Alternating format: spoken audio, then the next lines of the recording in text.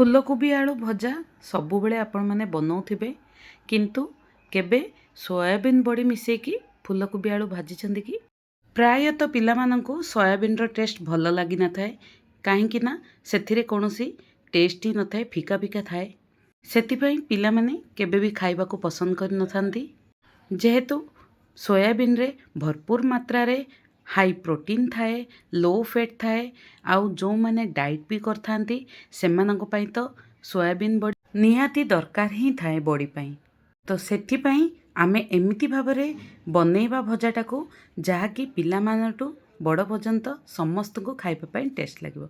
नमस्कार मु स्मृति आपण मानक स्वागत करुच्ची आम ओडिया रेसिपी चैनल को। भजा बनैबा पई मु एठी गोटे फ्रेश बड़ फूलकोबी नैची आउ गोटे आलू को यूज करची आ गोटे बाउल सोयाबीन को नैची। सोयाबीन बड़ी को आमे किछि समय गरम पानी रे बतुरे की छाड़ी दबा। एबे गोटे कढ़ई गरम करके सेथिरे अल्प किछि तेल दे दबा। तेल गरम ही आसिले सेथिरे आमे तीनोटी लंबा लंबा कंचा लंका को काटिकी दे दबा। आपण चाहिले छोट भी करि परिबे। तापरे सेथिरे गोटे बड़ पियाज को एमती क्यूब आकार रे काटिकी दे दबा। पियाजटा टिके लाल हेके आसिले सेथिरे आमे बड़ बड़ कटा हेतिबा फूलकोबी को दे दबा। फूलकोबी को मुईटी खाली पाखुड़ा अलगा करची जदि बहुत बड़ थाए नाड़ ताहले आपण नाड़टा टिके चारिसुरा करके काटी परिबे। फूलकोबी बहुत बड़ बड़ टिके थिले ता खाइबा पई बहुत भल लागे आउ फूलकोबीटा भाजिला बेले भांगिबो भी नाही। एठी मु गोटे आलू को एमिति क्यूब आकार रे काटी देछि। आलूटा मध्य मु टिके टिके बड़ रखिछि आउ आलूर चोपा भी मु एठी छड़ेनी। आपण चाहिले आलूर चोपाटा को छड़े पारिबे। एबे आमे गोटे रु 2 मिनिट परिवा को भलसे घांटिकी ताको घोड़ेई नबा जा फल कि परिवार जो पानी अंशटा थाए ता टिके बाहरी जिवो आउ आमर भजाटा जेमती 20% सिझी जिवो। भजाटा ये आमे पूरा खड़खड़िया भजा करिबा तो सेथिपई एठी पानीटा सुखिबा निहाती दरकार। एठी आमर पानी सुखी आसिलानी तो आमे आउ गोटे रु 2 मिनिट फूलकोबी आउ आलू को जेतो आमे बड़ बड़ काटिचे ताको टिके सिझिबा पई छाड़ी दबा। फूलकोबी आलू 50% सिझी गला परे सेथिरे आमे स्वाद अनुसार लुण दे दबा। काहेकि ना लुणटा जदि आपण आगरे दे देबे ताहाले जो पानी अंशटा बाहरिबो हमर आलू आ फूलकोबी टिके भांगी जिवो। सेथिपई आमे लुण को पछरे दबा।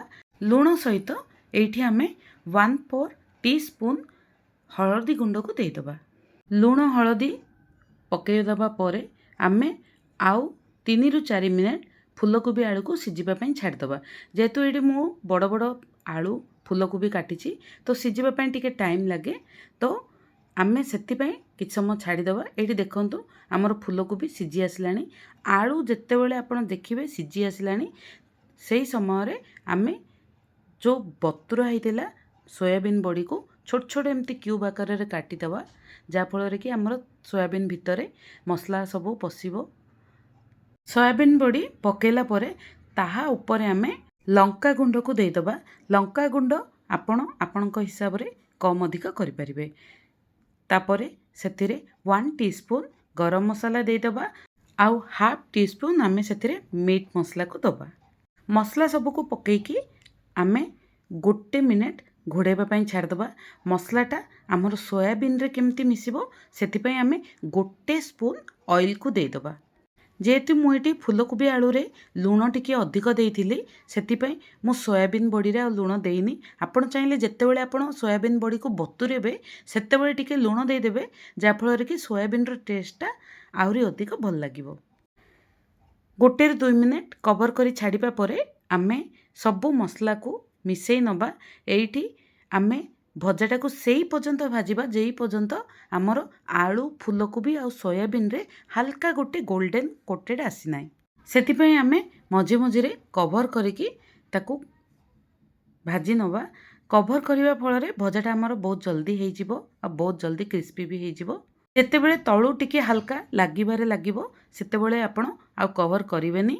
एही परि भाबरे आपण जदी सोयाबीन बड़ी आलू फूलकोबी सहित मिसिकी भाजिबे आपण को प्रोटीन तो मिलिबो ही पिला माने इजिली खाई भी देबे। काहेकि ना सोयाबीन रे जो मसला सबू कोटेड हो जाइथिबो खाइबा पई बहुत ही टेस्टी लागिबो। सोयाबीनटा देह पई बहुत ही हेल्दी, तो सोयाबीन निहाती खाइबा दरकार। आपणकर डाइट्रे सोयाबीन निहाती भी रहिबा दरकार। तो थरे एई भली भाबरे आलू फूलकोबी सोयाबीन बड़ी को भाजिकी देखंतु। आशा करुछि आपनको निश्चित भल लागिबो। भिडियोटी जदि भल लगे ताले लाइक शेयर कमेंट करेंगे। आउ चैनल रे जदि नुआ अछंदी ताले प्लीज सब्सक्राइब करिनेबे। रहिली पुणी थरे नेक्स्ट वीडियो रे देखा हबा। रहिली जय जगन्नाथ।